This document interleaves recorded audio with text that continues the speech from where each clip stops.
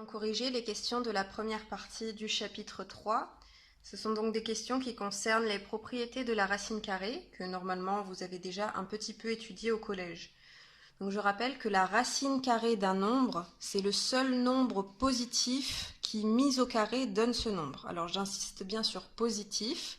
Ça veut dire que la racine carrée d'un nombre, c'est toujours positif. Et comme il faut que ce soit le nombre qui, mis au carré, donne quelque chose de positif, ça veut dire que à l'intérieur de la racine, on a un nombre qui est au carré. Donc à l'intérieur de la racine, on ne peut avoir que un nombre positif. D'accord? C'est pour ça que le domaine de définition de la racine carrée, c'est 0 plus l'infini. Ça veut dire que tout ce qu'on met dans une racine, c'est forcément des nombres qui sont entre 0 et plus l'infini. On ne peut jamais avoir un moins à l'intérieur d'une racine carrée, sinon ça ne donne pas un nombre réel. Donc, la première question concernait la racine d'un nombre déjà mis au carré. Alors, si x est un réel positif, la racine de x carré, ça donne tout simplement x. Donc, c'est-à-dire que la racine, elle va annuler le carré. De même manière, si on avait racine de x, le tout au carré, le carré annulerait la racine. Par contre, il faut faire attention au signe, parce que là, on avait un x positif, donc tout va bien. Maintenant, si x est un réel négatif, quand on met x au carré c'est bien positif, donc dans la racine, là, on a quelque chose de positif, tout va bien.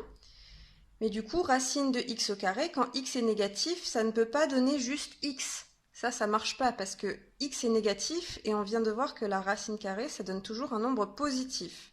Donc quand x est négatif, pour le rendre positif, on met un moins devant. Donc racine de x carré, quand x est négatif, ça donne moins x. Et donc, pour avoir une généralité dans tous les cas, c'est-à-dire que x soit positif ou négatif, vu qu'on veut que la racine de x carré, ça donne quelque chose de positif, on va utiliser quelque chose qu'on connaît bien, c'est la valeur absolue. Donc racine de x carré, de manière générale, ça vaut valeur absolue de x, c'est-à-dire que ça rend x positif. Comme ça, on a bien la racine d'un nombre positif qui est un nombre positif et tout va bien. Donc ça, c'est la première propriété qu'il y a dans le cours. Je vous invite à bien lire ce qui se passe en dessous de la correction des questions. Il y a bien des propriétés qu'il faut apprendre et connaître. Ensuite, on passe... Alors, la question 3, je crois qu'il y avait une erreur de numérotation, mais bon, c'est pas très grave. Je vous demandais dans un premier temps de calculer des racines de nombres qu'on connaît bien. Alors ça, c'est des racines faciles parce que 16, on sait que c'est 4 au carré, donc racine de 16, c'est 4. 4, c'est 2 au carré, donc racine de 4, c'est 2. 9, c'est 3 au carré, donc racine de 9, c'est 3. Et 36, c'est 6 au carré, donc racine de 36, c'est 6. Alors pourquoi est-ce que je vous demandais de calculer toutes ces racines? C'était pour deviner en quelque sorte des propriétés du produit de racines. Alors je vous demandais de trouver d'abord une relation entre racine de 16 et racine de 4. Donc on a vu que racine de 16 c'est 4, mais 4 c'est 2 fois 2. Et 2, on a vu que c'était racine de 4. Donc finalement, 2 fois 2, c'est racine de 4 fois racine de 4. Donc on a 16 qui est racine de 4 fois racine de 4. Et on peut remarquer que 16 c'est 4 fois 4. On fait la même chose avec 36.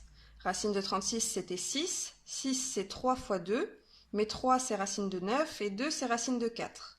Donc finalement, racine de 36, c'est racine de 9 fois racine de 4. Mais 36, c'est 9 fois 4. Donc finalement, ce qu'on va conjecturer, quand A et B sont des nombres positifs, évidemment, sinon ça ne marche pas, vu qu'on ne peut pas avoir quelque chose de négatif dans la racine. Si on a racine de A fois B, par exemple, racine de 9 fois 4, 36, ou racine de 4 fois 4, 16, ça nous donne racine de A fois racine de B. Donc avec la racine, quand on a un produit dans la racine, on peut distribuer la racine sur chaque terme du produit. Maintenant, on va faire la même chose avec un quotient. Alors je vais vous donner plusieurs quotients à calculer. Donc 36 sur 4, ça fait 9. 36 sur 9, ça fait 4. Ensuite, racine de 36 sur racine de 4. Alors, racine de 36, c'était 6. Racine de 4, c'était 2. Donc, 6 sur 2, ça fait 3. Et de la même manière, racine de 36 sur racine de 9, ça fait 6 sur 3, ça fait 2. Ensuite, je vais vous demander de calculer racine de 36 sur 4 et de lui trouver une relation avec racine de 36 sur racine de 4. Racine de 36 sur 4, c'est racine de 9. Donc racine de 9, c'est 3. Et racine de 36 sur racine de 4, on l'a calculé juste avant, c'est 3 aussi. Donc finalement, on voit que les deux sont égaux. On fait la même chose avec racine de 36 sur 9. 36 sur 9, ça fait 4. Donc racine de 36 sur 9, ça fait racine de 4, ça fait 2. Et racine de 36 sur racine de 9, on l'a calculé avant, ça fait 2 aussi. Donc finalement, racine de 36 sur 9 et racine de 36 sur racine de 9, les deux termes sont égaux. Alors faites bien attention quand vous l'écrivez. Si vous prenez la racine de toute la fraction, il faut bien faire descendre le symbole racine jusqu'en bas de la fraction. Si vous me mettez juste la racine sur le 36, ça veut dire que 9, il n'est pas dans la racine et c'est plus du tout le même calcul. Donc faites attention quand vous l'écrivez.